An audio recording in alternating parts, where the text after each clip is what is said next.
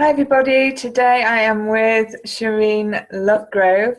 I met Sherine and worked with her for a year ago and connected with her in that space, and now we're moving forward together and creating here in the summit, which is wonderful. So Sherine, tell everybody a little bit about yourself and your background so that they can see how wonderful you are. Thank you, Shona, for saying that. That's really nice. Yeah, thank you for having me.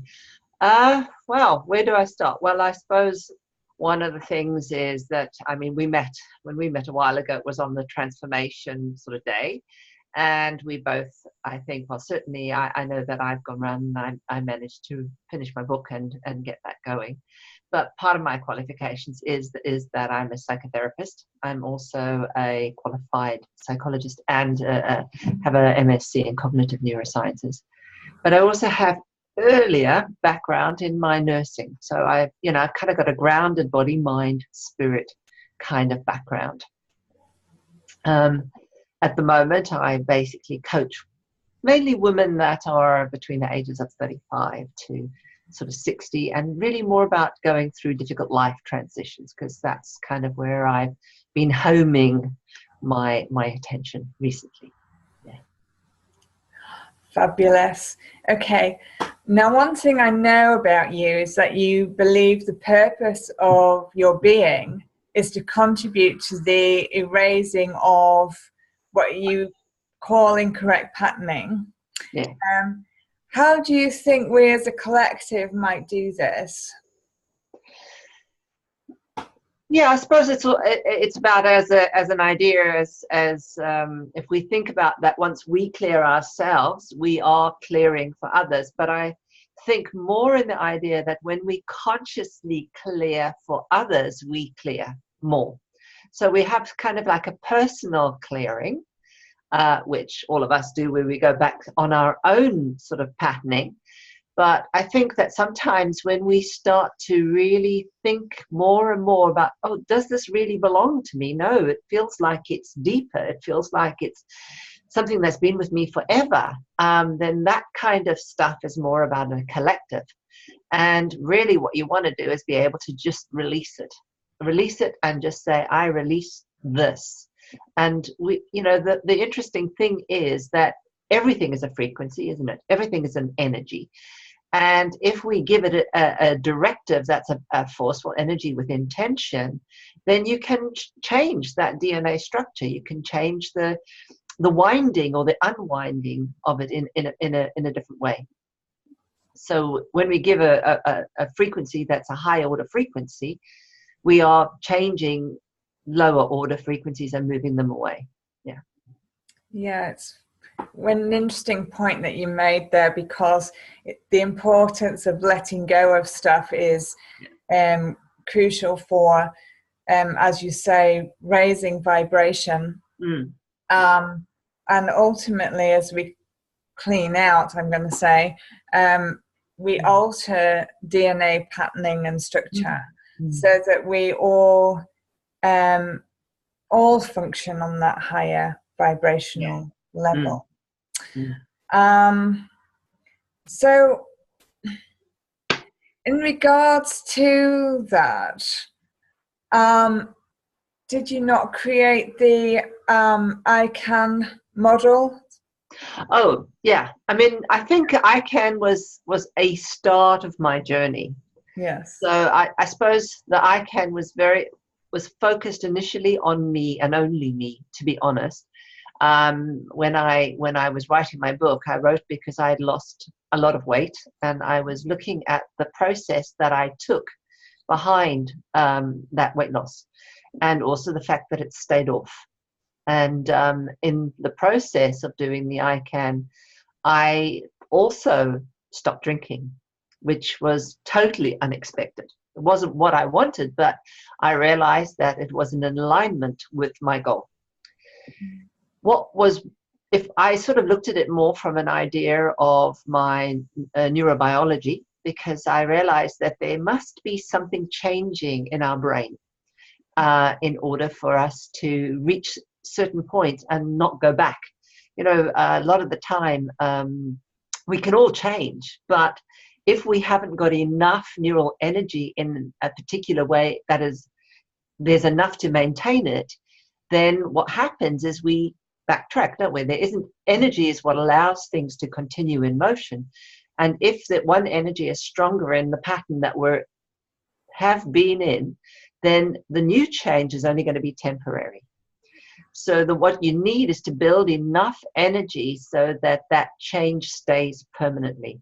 And that is what I thought was about chasing the aha moments, because aha moments have the ability to generate really very, very high energy frequencies. And it allows it to be there sufficiently long enough so that you're able to almost hardwire a change there and then.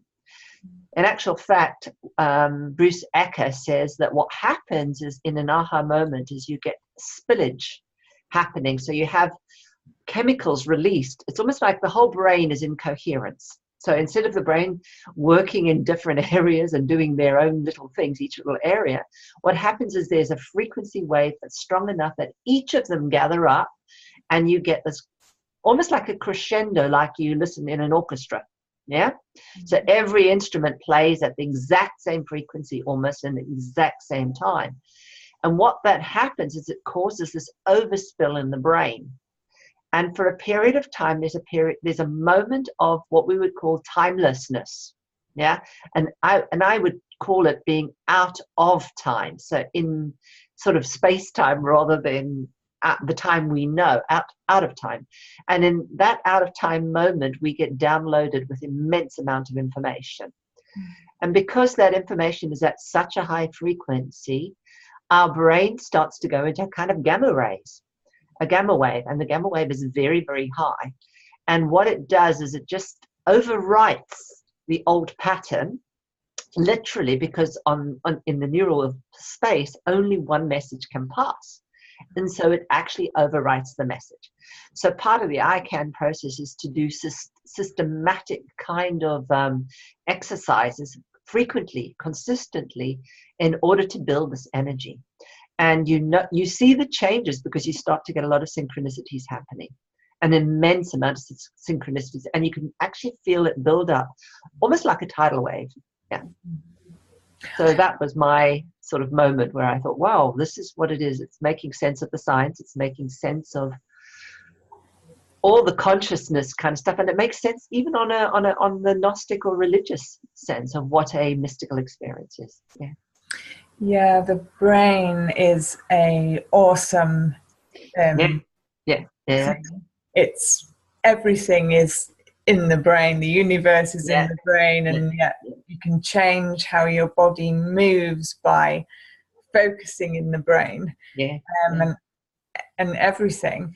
And yeah, I know that's part of obviously big part of your work through the psychology and everything else, and understanding the brain. Can you go a little bit deeper into that for us, and how it works through the ability to rejuvenate the body? Right. Okay. So, well, aging, I mean, I was listening to something today again with aging, but aging is essentially, I think, the idea is that we are in a state of entropy. So entropy is that when we are burning in a particular way, so all cells have to use energy to burn, to function.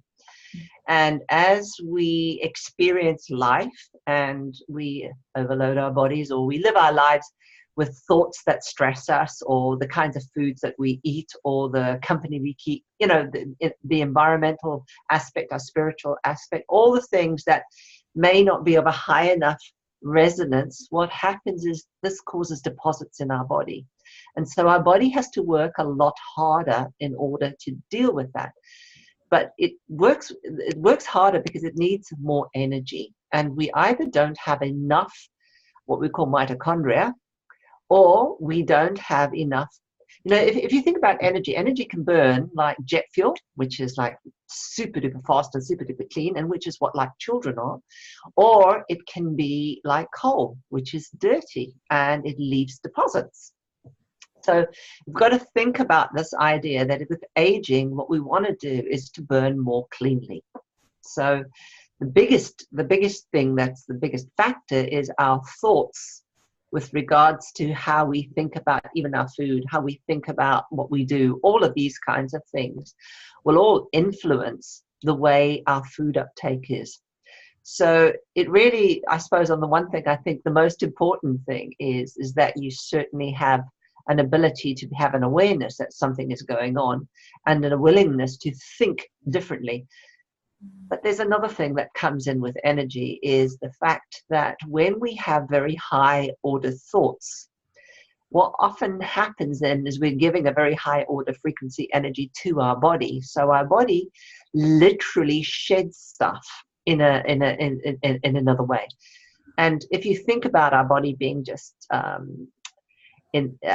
let's just think of the sense of all neurons, everything has to fire according to ions or salts. Yeah. Mm-hmm. So the more our salts are able to move around in our body, the more that we can be more efficient. So I think it's a case of, if we think about everything as just the energy of the way our body produces energy and the way our body stores or releases stuff, then aging is all about that. But the thing that I was really starting to focus on was, we know that if you put yourself back, there's been a couple of experiments where they've actually put people back in time, where they've been sort of like in a little enclosure, listening to the same music, looking at the same newspapers that they did when they were a lot younger, and all these sort of things, in a very closed environment. And what happens is these people were starting to feel younger. They were actually, a lot of their illnesses disappeared, particularly the old age-related kind of illnesses. Hand to what's the coordination? Not hand to mouth coordination, but you know, coordination with hands and things like that. They were actually much faster. So their reaction time was faster with things, and that was just putting them in another environment. And that was when I started to think, oh, this is what the Bible was talking about. That we need to enter the world, or the aspect or the belief structure that comes into the idea that, you know, we have to think about this possibility of, we're in this now. So if we think that we're getting older and time is moving, because time is it's not relevant outside time, is it? It's only relevant inside time.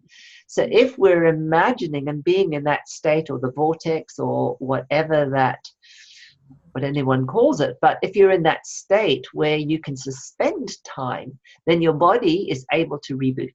Your body is able to, well, we're still going to get older, but we can get older a lot slower physically. Yeah. Yeah. Yeah, with ease and grace. Yeah. Yes, I need to change the grey hair. But you know what would happen if we did that? Oh my God, it'll be like the 4-minute mile. Everybody will be able to get their hair back to their normal colour. Yeah, that's the next thing we need to do. That's what we have to do. In the process of rejuvenation. Yeah, because there is actually a part of the brain, isn't there, called the colostrum, that has a oil that secretes, and that helps to rejuvenate and recreate as well. It's and I find this, when I'm sure you do as well, Sherine, when you connect with the core of your being and you breathe with that, you naturally have that rejuvenation taking place. And there's so many beautiful points you're bringing up as well, on the, you know, like time and space, and how time really is irrelevant. It's like a entrapment strategy. Yeah, yeah, it is an entrapment strategy. And I suppose while we're on this earth plane, we're going to experience some of that, because, you know, obviously if we are still in this body, we're going to experience, because we have entropy. Okay, entropy. So we will have more increased randomness in some way or other. However, I think the ultimate goal is not to worry too much about getting old. I think the secret is about how do we stay young. So, you know, and that's really where we should be focusing more, not in the idea that it's our right to stay physically young. Yeah. And naturally as well, what I'm seeing so beautifully all around me, not just here, but around me generally, is that when people kind of keep going with what they love, you know, and they don't stop, I find when people stop, like they go to, I don't know, 60 or 65 or whatever, and they say, oh, right, now I'm an old fogey, and they sit in a chair for all eternity or whatever. And then, I know. And it's, you know, and you just see the age just falling in on top of them. Yeah. And yet, you know, it's all about choices, because you can go into that space, and yet when you come out, you just, if you come back out of it, you just instantly rejuvenate. Yeah.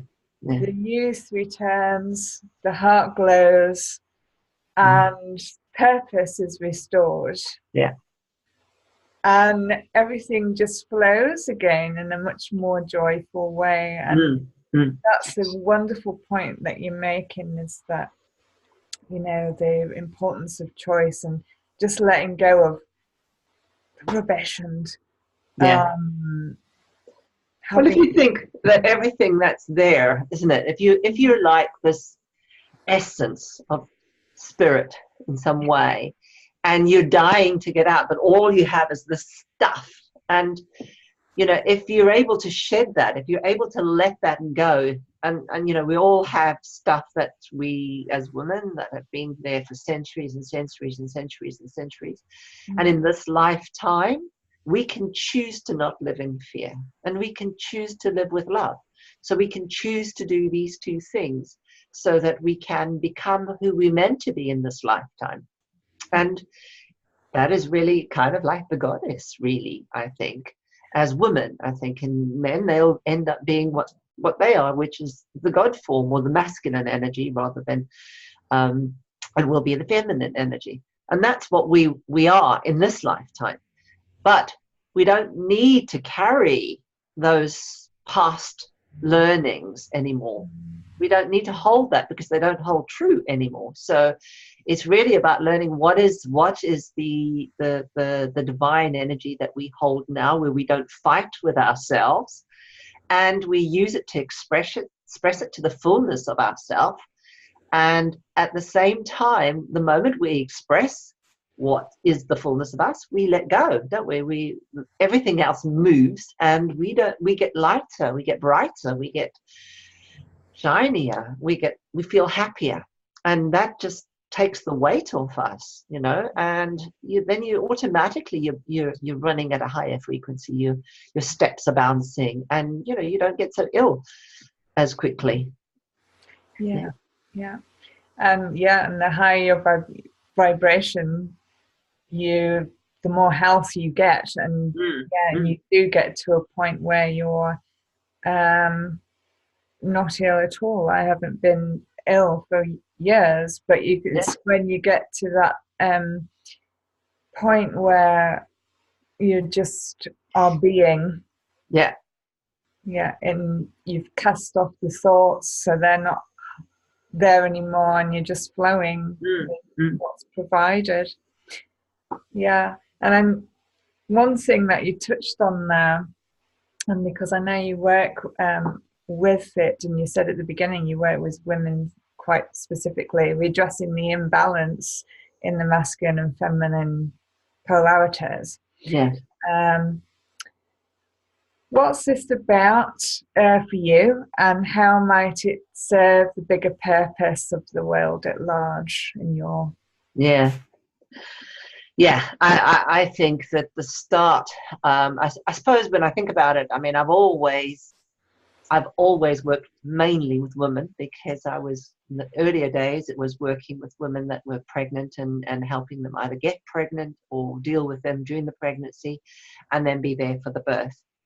And even during that period of time, I was always interested in how mothers would be with their daughters and sons. So from a very early stage, I was trying to bring awareness in letting moms know that they and there's an automaticity of how we treat our sons and how we treat our daughters, and the expectations that we have, maybe not even knowingly that we have them. And so I always found that that's what I was doing, and yet I wasn't quite sure what I was doing. I know it sounds really weird. I used to always talk about power struggles and things like that. And I suppose I had come back from a background where, in South Africa, very male dominated, but also the fact that, personally, my father, although I know he loved me dearly, there were things that were really made me feel less. And I felt that I had to be stronger, firmer. I had to find my way. But the result is I didn't learn how to keep my heart open. I shut my heart quite a lot. And that caused me to constrict. And I think that is really against the nature of who I am. And I've been working with that more and more and more, particularly for myself. And recently going into looking at how helping women, well, when I went into my own menopause, I had a relatively painless menopause. I mean, it was really weird. I never had one hot flush. That was weird.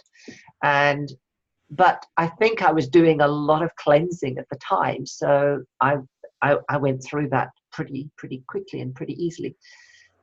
But a lot of women struggle. And what often happens is once you get to the menopause, there's a change. People start to kind of not care so much anymore. They tend to be discontent with their partners, and sometimes they're not there. They want to go for their kids too, in a way, or they either get into that period of time where they become incredibly frightened because the empty nest syndrome. So you get these two situations happening. And I think what I started to really notice was a lot of these fears were based biologically first. We were going through the fears of, we know that if you experience unhappinesses in your life, you will adapt. You will either do your fight, flight, freeze. Everybody seems to know that one now. And you'll either constrict or you will fight. You'll do one or the other.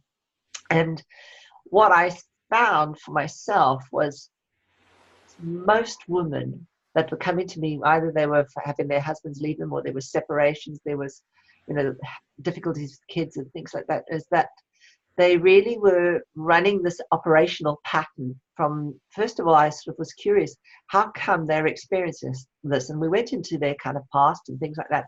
But actually, it was really deeper than that. It was the fact that they were born a woman. And the fact that their brain changes as a result of estrogen. And now they were in menopause, and now they've got less estrogen and more testosterone. And that was creating a change. And I guess what I wanted to, what I was then, trying to get back to your question, which is, how is this going to be helpful for people? Well, I think first of all, we need to clear that effect that people, because we're a woman, not understanding that our biology makes us think differently from men. Yeah, it makes us think differently. We know when we can move into a more masculine kind of energy, often what happens is you have actually less emotion attached to it. And a lot of the things, women don't really understand this. They don't understand that our hormones create changes in our brains that make men often less sensitive to feelings. That's not saying they don't have them, but they're often less sensitive, certainly to our feelings. And women, often we like to be externally referenced. So basically we look to see the approval of others rather than self-referenced as men are. And if you look at little boys and little girls, men, it happens anyway, right from the very, very early stages. Men are more in, they're in their space, and women are not. But if women recognize that, then they can recognize it's not their fault that they had that feeling, that they were actually, it was a directive of our evolution rather than just social conditioning, although social conditioning is built on that. And it frees you up quite a lot, actually. It frees up a lot of that other stuff that gets in the way, and you can go, oh, well, it's not my fault. Okay, so I can do something about it because this is not my fault. This is not necessarily about this, this, and this. I don't have to get angry about my father so much or any of those. I just have to know that this is about this. And for me, even just acknowledging that has made a huge difference in the way I think about things now. And I think that is, for me, this is the key. This is the key for helping us redress that balance, when we can either step more into our masculine energy, but also then we can truly understand how to actually communicate with men differently. Yeah, it's about getting the balance, isn't it? It's about getting the balance. They are 50% of the world's population. I know, or maybe a little less, because evolution-wise, there's more women than men. But technically, that imbalance. I was thinking today, that imbalance should never have happened. Why did it happen? What happened that women didn't? Part of our evolution is that we stuck together in clans. Why didn't we fight together a long, long time ago? What was it that kept us, stuck? These kinds of things. And maybe it was just our biology that did it to start off with. Yeah, because the biology, certainly the brain, as going back to the brain again, and the central nervous system has such a big part to play in how we are and behave, doesn't it? Yeah. And I think when it's not, it's really weird. When it's not your fault, it makes a big difference for letting go, because it just gives you that space, Whereas if you constantly, and I do think women are very hard on themselves. They can be very hard when they don't get their way, when they don't move forward and they're stuck. And just saying that, it makes such a difference to them. It just frees up so much shit. When we get out of our own way, everything changes, doesn't it? Exactly. But we sometimes we need to have a really good understanding of why, and very often we haven't had that understanding. That's true, and that actually touches on another point as well, which is kind of like conscious parenting. Obviously, if you've never had it, you don't know how to provide it, but it's about nurturing the aspects that you see that will help the child just to be and to always follow purpose. That's kind of what we've lost along the way, I guess, through trauma and things, again, that's all stored in the brain and central nervous system on our journeys until we say no and clean it out. Well, I've been doing a lot of the Ho'oponopono. And that's what I've been doing every day for the last month or two. And it has really shifted an energy in a very different way. And I think it's just really because now I'm really looking at it that it isn't our fault. The collective stuff isn't our fault. We're just, in this lifetime, we're just carrying it. but it is our job to get rid of it.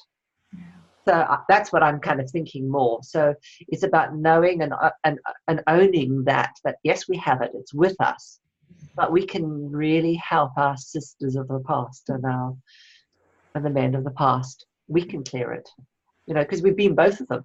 We've been reincarnated many times. So we need to clear both those energies. Yeah, because everything is present now, isn't it? Exactly. Past, present, future. Even that's a strange concept, thinking the future is now, but everything is now. So, Yeah. So, it's just awesome space that we are living in a wonderful time of evolution and awareness, and how what we've always known coming together, the spirit and science are actually beginning to mold and work in tandem, and that's, I think, is going to bring big changes to the collective in itself, and especially through people like yourself, Sherine, because you are both sides of it. So when you have someone that comes to you, you look at all angles of everything, and really help the person to ground who they are and be who they are. Well, I did my best, but I think what was missing for me, and because I always wanted, I remember when I spoke to my partner a long time ago, I was talking from sort of more a religious kind of background, and I would talk about stuff, and he said, you need to go and read A Brief History in Time by Stephen Hawkins. And when I read the book, I said, they were talking about the same thing. There's nothing different. All it is two different languages. And I've been looking for a way to find a language that's going to create the bridge. And in South Africa, we used to have on the mines, they actually made a language for the mines, so that African people learned the mine language, which is called Fanikalo, and it would have a mixture of different other languages, and it would just be sort of a hodgepodge, and everybody learned it. And in the same kind of way, I think quantum physics has created a kind of a place where all of a sudden we're jumping into the same reality in some way, so we can have a greater sense of understanding. I mean, we're not completely there yet, because we haven't, if you have someone that's a straight physicist, he's going, oh, that isn't quite right. But if you can use it as an analogy, then you start to get a whole new paradigm coming into play. And I'm doing my PhD with the Quantum University, and they really talk about this idea of consciousness and downward causation. So everything is consciousness first, and if everything is consciousness, then it's the ground of all being, and everything can exist in it. Whereas before, when we were sort of coming from the body up sort of process, then consciousness doesn't have to be in that. We don't have to be conscious in the body. We may have a consciousness, but we may not have awareness of that consciousness. So I guess that's it's kind of a turning around of the paradigm, which is great. So it gives us an idea to look at everything from that perspective. But then it's not any different from looking at it from the Kabbalah, because they talk about the different levels, and each level has got different layers, Yeah, it's just many, many ways of saying the same thing, and it's which one fits you best, really. Yeah. And I think some will call you. Some will call you more than others, And for me, probably, strangely enough, and I don't know why, the Kabbalah is what calls me. Yeah. Very odd. And it always has. Strange, from that thing. But I've gone to the East, and I recognize the symbols, and I go, oh wow. And if I meditate them on, I get the same kind of thing, but I don't get the same symbolic stuff that comes to me as quickly as what it does with the Kabbalah. Yeah, it's all very powerful stuff, working with consciousness and just simply being and flowing. That's a whole new concept to some people that are so bogged down with thoughts and trying to be other people's expectations and opinions or whatever. They speak to them of freedom and it's like, pardon, what? They don't know what that means. So, and that's all part of what you give people from both sides of the fence. You cover more bases for people, and that's in a way gives really good grounding for consciousness. You kind of bring the new paradigm to ground in a way that people would connect to, that are only see science. And that is that's an important bridge, actually. So you provide a very important part to the shifting consciousness that's occurring in this day and age right now. And I think we all are in this space. And I think that's everybody's job, even though they may not be aware of it. But there are some people that do it outside awareness, but then I think that if they are doing it outside awareness because they're just simply being, they are already probably well evolved souls. And don't really need to know it in this, maybe I'm making a judgment here, but in general, the innocence of just the state of being in relaxation and being free and living in the moment. I think if you get a person like that, they're blessed. They're absolutely blessed. I'm still learning to be and just be and do a couple of doings and then be and be again. It's a challenge. It's a challenge. We're all evolving, all at different paces and in different ways. And whilst we're in this space, we never stop evolving, because that's what it's all about. It's what we're here for, to clean up and evolve. And so there's always going to be something that's going to come up at some point when you least expect it. It's like, whoa. I mean, this was really weird this weekend. Something came up for me which was all about recognizing my own fear about something, and I thought, oh my goodness, this is what women will experience. So you need to go through this yourself. You need to live that truth, own it, feel the constriction, and then do something with the constriction, open it up. It was quite an interesting thing, and you just, when you think you've sorted it, other things come. So I think it's we're going to be clearing for a long time, I think.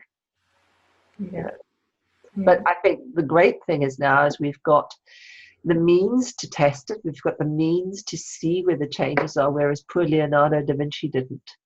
So I'm really grateful for that. And someone was saying to me the other day, well, he probably wouldn't have been an extraordinary man in this lifetime. Because there are lots of extraordinary people doing extraordinary things. Most of them we don't even know that they're doing them, because they're so humble about it. Exactly. There's a lot of beauty in the world to tap into, and and as I said before, Sherine, you're a wonderful bridge for both worlds. So are you. Both spaces, and you introduce a consciousness in a way that everybody will understand, a new paradigm in a way that everybody would understand it, even those totally engulfed in science would understand the way you explain it. So yes, you have a very kind of important and grounding role in the journey of going forward.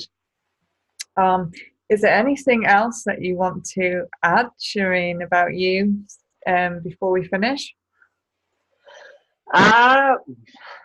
Not really, but I didn't mention that I had written the book, which was the aha moment, in which the iCAN model is in there, and really, it talks a little bit about my journey and about losing weight, but more about the idea of the process of the model through which my journey went, and I go step by step through that. And I talk a little bit about the way the brain changes. So there's a couple of things over there, which is talking about the 3 natural barriers to change, which is all about the inability to have a coherence between the brain, the brain and the heart. So when our heart is going crazy, the brain kind of goes offline a little bit. So it's really about how do we bring these things together. And the more we do that, the greater we create the coherence in the whole of our body, not just in the brain. So that's quite good if we think that every organ, every cell actually resonates at its own frequency, so that if we create coherence, we're actually creating coherence everywhere when we start to do that. And the second one is that our brain likes to change because it loves novelty, but it also prefers to stay the same, which is why people relapse, and that's why it's really quite important for people to do something consistently that creates more energy, and in a very systematic way. And the third one is that what we perceive, we often believe, and often it's not true. But also once we've perceived it, we often can't be fooled again. So it's about recognizing that sometimes we can't undo what we see too, which is also a thing. And a little about the pattern matching and the error detector. So hopefully something practical, so that people are able to take examples about what I've done and apply them directly to themselves. Doesn't matter what, whether it's weight loss, whether it's for drinking. It's mainly geared for addictions. So anybody that has a behavior that they want to change and haven't been able to. And yeah, and that's really where with the book, and also just my desire and my wish to work more with women and work on the level that I want to do. So that's clearing the passage so that we can be the fullness of our being right now in this lifetime, with love and at the same time power. So have both, not that it's separate. Yeah. So yeah, claiming the power. Yeah. Very important. Owning it, really. Owning it, because it is ours. Yeah. We've just forgotten that we have power. Yeah. Yeah, we're all very powerful people. Yeah. Yeah. And if you want to learn about claiming yours with Sherine, you can connect with her through the website. Her website and credentials are on there. It's atough-world-out-there.com, and Sherine will look forward to seeing you all and helping you all going forward. Thank you. Thank you. And thank you for creating this platform. I mean, it's really fantastic. Thank you.